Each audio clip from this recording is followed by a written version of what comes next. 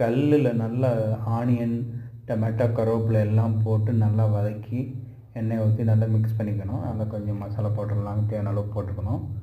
நல்லா மெர்ஜாகி நல்லா பொன்னிறமாக வர வரைக்கும் வதக்கிட்டு அதுக்கப்புறம் வந்து சால்னா ஊற்றி தேவையான சால்னா ஊற்றிக்கணும்.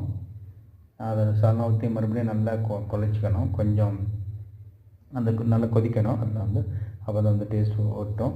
அதுக்கப்புறம் வந்து எவ்வளோ முட்டை வேணுமோ அவ்வளோ புரோட்டா போடுறோமோ அதுக்கேற்ற மாதிரி முட்டை நல்லா உடச்சி ஊற்றிட்டு மறுபடியும் நல்லா கிளறி விடணும். நல்லா அது ஆனியன் இது கருவேப்பிலை எல்லாத்துலேயும் வந்து இது ஒட்டணும்.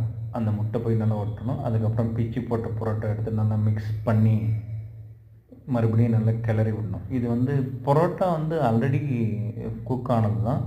பட் இருந்தாலும் வந்து இதில் வந்து இந்த இந்த இந்த இது அந்த கொஜ்ஜு வந்து நல்லா மிக்ஸ் ஆகி ஒட்டணும் அந்த பரோட்டாவில். அப்போ தான் அந்த பரோட்டா கொத்து பரோட்டா ரொம்ப டேஸ்ட்டாக இருக்கும்.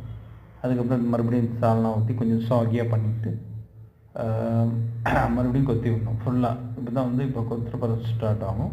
இதில் வந்து அந்த கொத்த வந்து அது பொடிசாக இல்லைன்னா பொடி மாஸ் மாதிரி ஆகிடும். நல்லா கொத்தி விட்டோன்னா நல்லா பொடி மாஸ் மாதிரி ஆகிடும்.